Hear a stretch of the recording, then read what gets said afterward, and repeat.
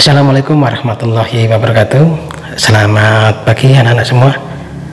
Mudah-mudahan hari ini kamu semua masih diberikan kesehatan, kemudahan, kelancaran, dan tentunya adalah kenikmatan, yaitu nikmat sehat dan nikmat iman. Oke. Hari ini adalah pertemuan kita yang pertama untuk semester ke-3. Seperti yang Pak Fadil infokan kemarin bahwa di semester 3 ini itu ada 7 bab. Maka 7 bab itulah nanti ya yang harus Anda ikuti ya.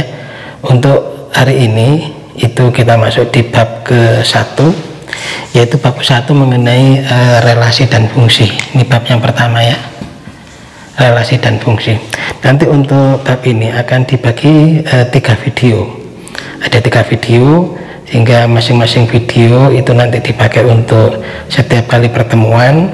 Setelah Pak Fadil menjelaskan teorinya dan beberapa contoh, kamu lanjutkan dengan kamu mengerjakan soal-soalnya ya. Soal-soalnya nanti Pak Fadil kirim di grup kelas, paham ya? Jadi saya ulangi lagi, caranya adalah kamu tetap harus pembelajarannya mengikuti videonya Pak Fadil di YouTube. Maka jangan lupa untuk subscribe dulu di Fadil Mat. Oke? Oke. Ya, baik anak-anak, kita sekarang masuk di bab pertama, di subbab yang ke-1 atau yang A, yaitu fungsi. Apa yang dimaksud dengan fungsi itu? Misalkan kita ada diagram Venn ya, ada diagram Venn.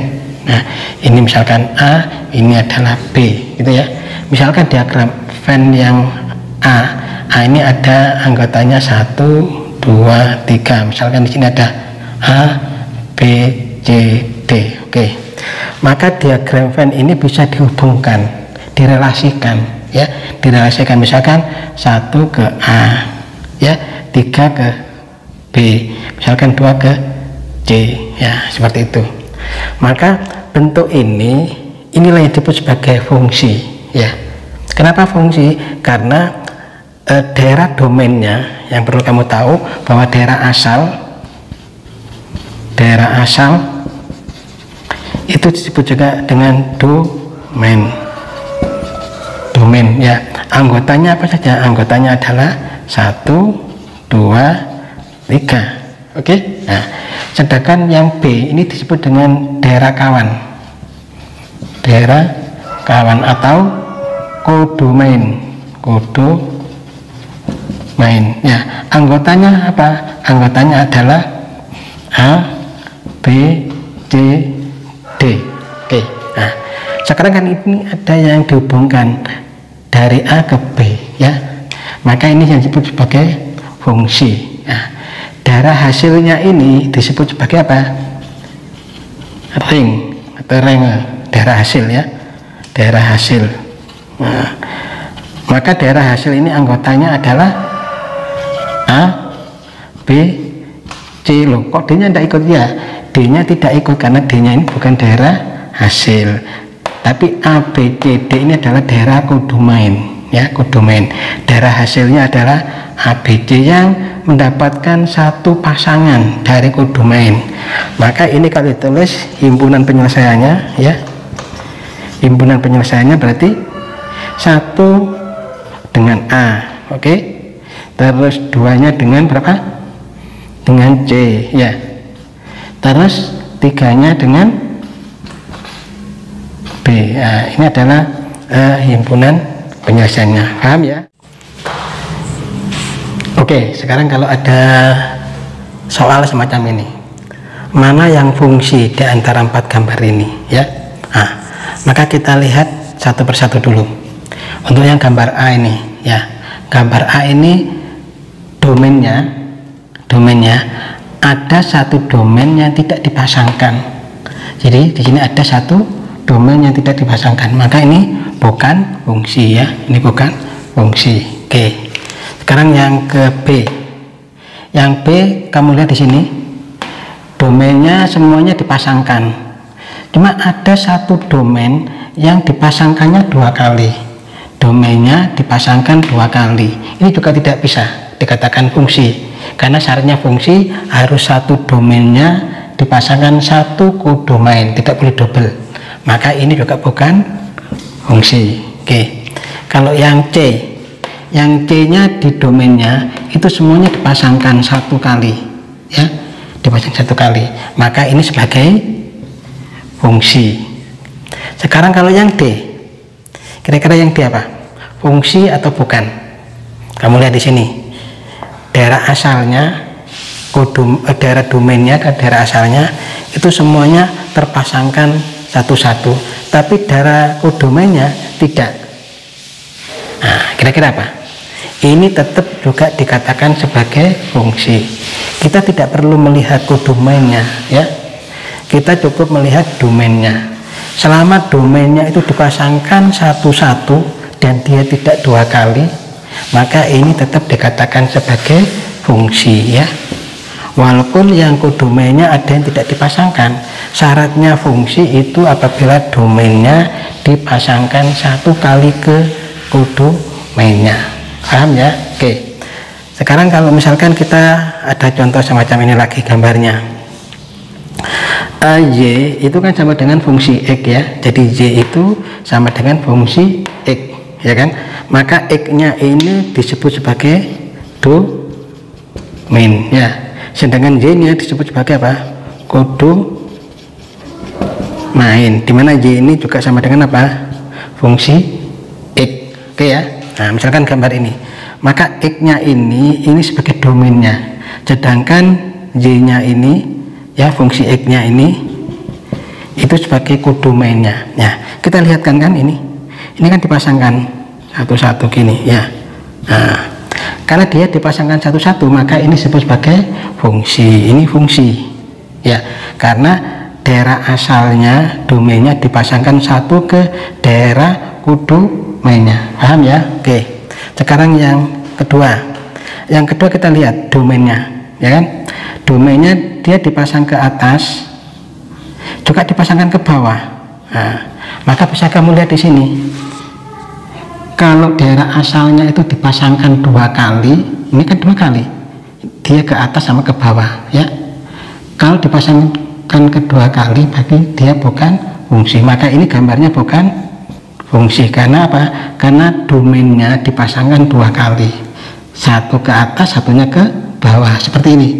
Satu ke sini, satu ke sini, tidak boleh, ya, harus satu kali. Oke. Sekarang kalau yang ketiga, ya, X-nya ini daerah domainnya, ya. Yang Y-nya ini misalkan katakanlah di sini 5 gitu, ya. Nah, maka 5-nya ini kan daerah kodomainnya, maka dia dipasangkan kan satu-satu sini. Nah, berapapun angkanya, misalkan ini min 2, min 1, 1, 2, 3 dipasangkan ke 5, dia fungsi atau bukan? Dia tetap fungsi, ya. Karena apa? Karena satu domain itu adalah satu kodomain. Kamu lihat di sini kan, ya. Ya, ini kamu lihat di sini misalkan 1, 2, 3, di sininya misalkan 5, 1 dengan 5, 2 dengan 5, 3 dengan 5, dia fungsi sama dengan ini. Ini misalkan min 1, min 2, min 1, 1, 2, 3 dipasangkan ke 5, ya, maka ini adalah fungsi. Oke, yang terakhir. Nah, kalau ada bentuk gambar semacam ini, maka sama, ini kan domainnya, kodomainnya kan ini fungsinya, ya. Maka ini kan dipasangkan sini, ini juga dipasangkan ke sini, ini ke sini. Nah, maka ini juga bukan fungsi. Paham ya? Oke, jenis fungsi itu ada 3 macam, ya. Yang pertama namanya fungsi subjektif, ya. Jadi fungsi subjektif itu tetap semua anggota domainnya itu dipasangkan ke anggota kodomainnya. Tapi di sini ada kodomainnya yang dapatkan 2 kali, yang double, ini kan. Nah, terus ada yang kosong, tidak apa-apa, ya. Ini tetap disebut sebagai fungsi yang subjektif karena ada kodomainnya yang double. Terus yang kedua adalah disebut injektif, ya. Apabila anggota domainnya dipasangkan satu-satu ke kodomainnya, tapi ada yang tersisa, boleh. Jadi kalau ada yang tersisa, ya, ini disebut sebagai injektif loh. Apa bedanya dengan ini? Kalau ini ada yang double ya, kalau ini tidak ada yang double, satu-satu, tapi ada yang tersisa ya, ini disebut sebagai injektif. Ada juga yang ketiga, ini adalah korespondensi satu-satu, korespondensi satu-satu, atau bijektif ya. Artinya apa? Artinya bahwa di sini tidak boleh ada yang tersisa ya, di kodomenya tidak boleh ada yang tersisa, jadi tetap dipasangkan satu-satu ya, satu-satu, tapi dia daerah kodomennya itu harus semuanya habis ya. Beda dengan ini, kalau ini ada yang tersisa ya, kalau ini tidak ada, jadi semuanya terpasangkan satu-satu. Ini disebut sebagai korespondensi satu-satu atau bijektif ya. Maka sampai dari sini adalah pengertian dari fungsi dari awal tadi ya. Maka kesimpulannya fungsi itu adalah apa? Fungsi itu adalah menghubungkan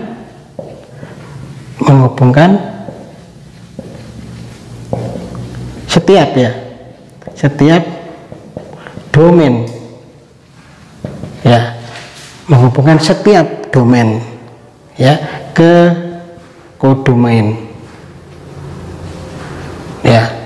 Jadi setiap domain ke kodomain, jadi harus dihubungkan semuanya, tidak boleh yang tidak ya. Itu kesimpulannya bahwa pengertiannya dari fungsi. Oke, sebentar lagi kita lanjutkan yang ke B.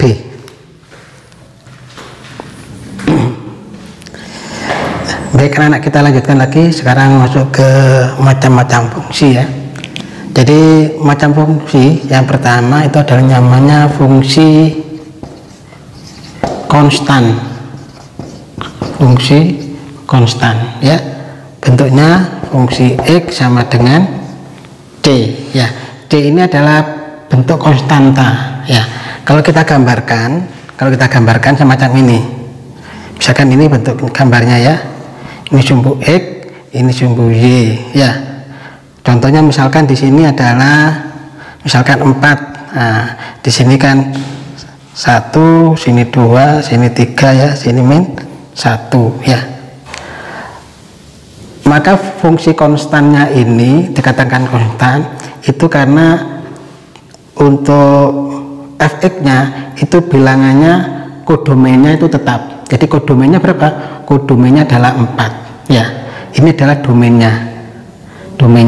Sehingga ini kalau kita tulis himpunan penyelesaiannya adalah kan misalkan min 1 dengan 4 gitu ya. Terus 1 dengan 4, terus 2 dengan 4, dan seterusnya. Tergantung nanti soalnya pembatasannya ya. Misalkan soalnya pembatasannya itu dibatasi, yaitu dibatasi untuk X lebih besar dari min 1 kurang dari misalkan 4 ya. Maka batasannya adalah mulai dari min 1 sampai dengan 4. Maka kita menulisnya ini bisa ditambah sampai 4, berarti berapa? Yaitu mulai 3,4, di sini adalah 4,4 ya. Maka daerah himpunan penyelesaiannya adalah ini. Jadi kalau fungsi X sama dengan konstan, di mana fx-nya ini merupakan adalah kodomennya. Kodomennya berapa? Oh, contohnya di sini adalah fx-nya sama dengan 4 ya.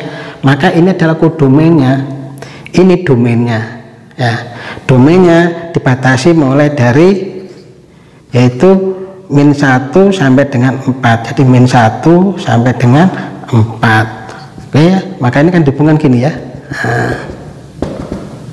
Nah, min 1 dengan 4, 1 dengan 1, 2 dengan 4, 3 dengan 4 ya, 4 dengan 4. Paham ya? Nah, itu untuk fungsi konstan. Sekarang yang kedua.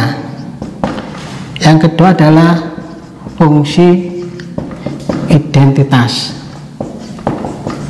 Ya, fungsi identitas. Oke. Fungsi identitas itu adalah fx sama dengan apa? X. Artinya apa? Y sama dengan X. Nah, kalau digambarkan, hanya adalah sumbu X-nya, sumbu Y-nya, ya. Kalau digambarkan otomatis kalau kita bantu dengan ini adalah X-nya, ini adalah Y-nya. Maka kalau X-nya 1, ya Y-nya 1. Kalau X-nya 0, ya Y-nya 0, ya. Kalau X-nya 1, ya Y-nya 1. Ini. Nah, gini kan ya. Kalau X-nya 2, maka Y-nya juga 2. Gitu ya. Nah, otomatis di sini ini 1, ini 1, ini 2, ini juga 2. Nah, maka ini juga sama. Kalau di sini adalah min 1, maka di sini juga nanti min 1. Nah, maka ini bisa kamu tarik garisnya. Nah, gitu ya gambarnya. Sehingga kalau ditulis dalam himpunan penyelesaiannya sama, tergantung nanti batasannya. Batasannya itu sampai berapa, ya. Ini bentuk yang fungsi identitas. Jadi kalau digambarkan semacam ini.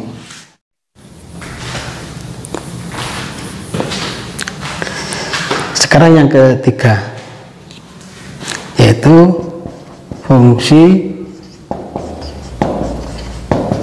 linear, ya, yaitu fx sama dengan ax plus b. Oke ya. Misalkan saja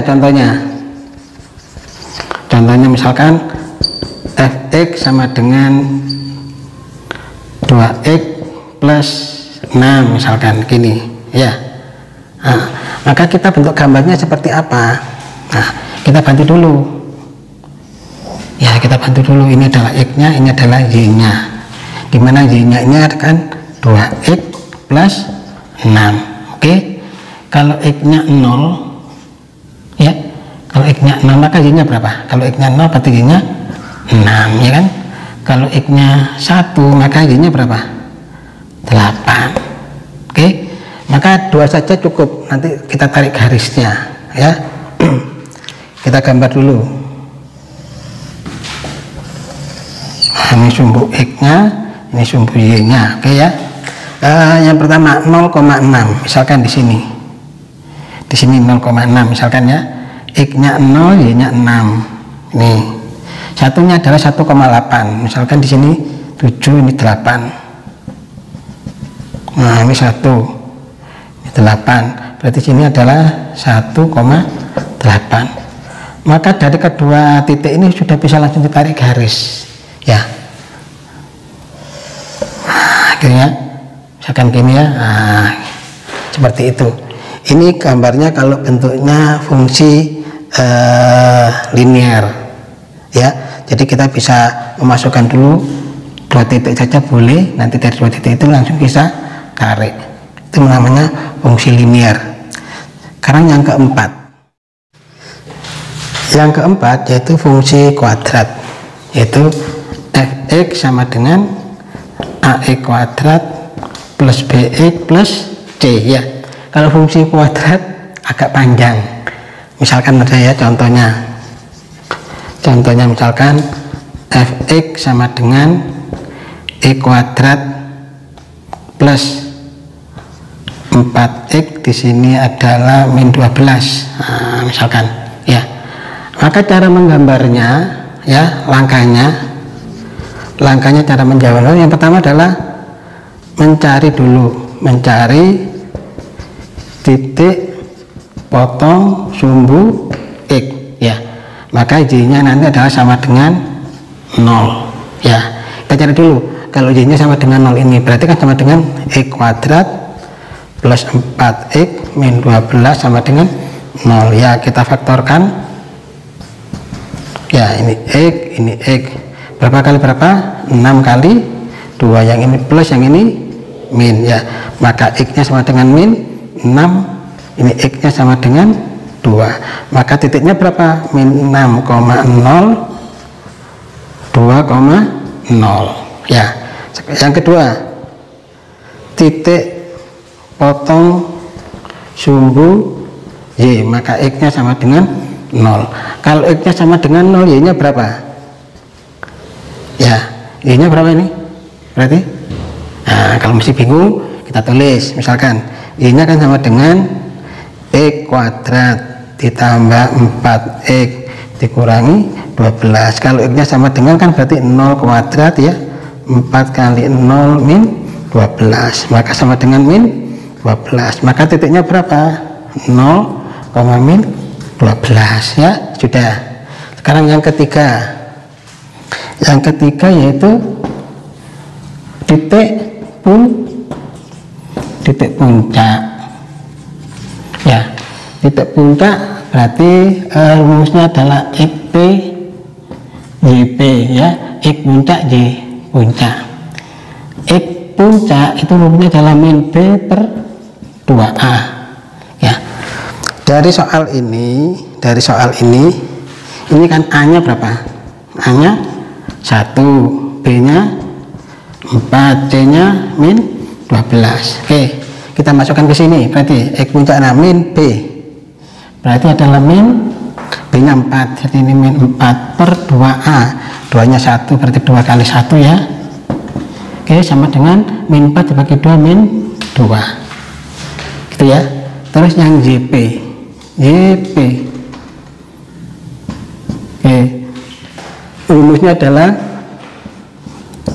D per min 4A, D nya adalah B kuadrat min 4AC per min 4A. Kita masukkan B kuadrat berarti 4 kuadrat, 4 kuadrat min 4 kali A nya 1 kali C nya min 12 dibagi dengan min 4 kali 1 berarti ini adalah 16. Min 4 kali 1 kali min 12 berarti 48 ya, 48 dibagi min 4 ya, berarti ini berapa?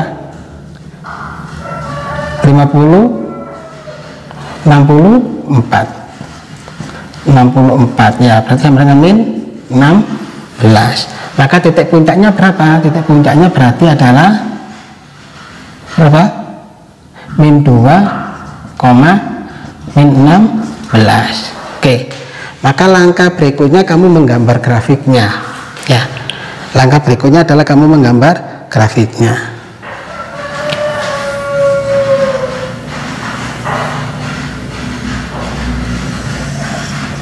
Sumbu X sumbu Y gitu ya. Oke, sekarang kita lihat cara menggambarnya. Yang pertama ada 2 titik potong di sumbu X, ini sumbu X ya. Maka titik potongnya di 2,0 1, 2 ini 2, yang satunya di 6 min 6 1, 2, 3, 4, 5, 6 ini min 6 nah, min 6 di sini berarti nah, ini. Oke, terus titik potong di sumbu Y yaitu 0,12 ya, 1, 2, 3, 4, 5, 6 ya, 1, 2, 3, 4, 5, 6 ini min 12. Nah, min 12 di sini min 12 ya, min 12 kita lihat yaitu 0,12, dia memotongnya di sini nanti. Terus yang terakhir titik puncak, titik puncaknya adalah min 2 min 16, ini min 2 nya ya, kita tarik garis ke bawah 16 13, 14 ya, di sini. Nah, ini berarti titik puncaknya adalah min 2, min 16 seperti itu ya. Maka tinggal kita hubungkan saja, nah ini kalau kita hubungkan berarti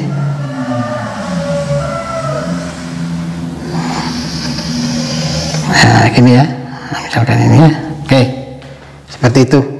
Nanti mungkin gambarnya kamu lebih baik dari Pak Fadil. Oke, intinya bahwa kita mengetahui untuk menggambarnya dari fungsi kuadrat adalah seperti itu. Oke, ini adalah untuk materi yang A dulu. Nanti Pak Fadil akan ngasih latihannya di grup kelas, kamu yang bisa mengerjakannya. Terima kasih. Assalamualaikum warahmatullahi wabarakatuh.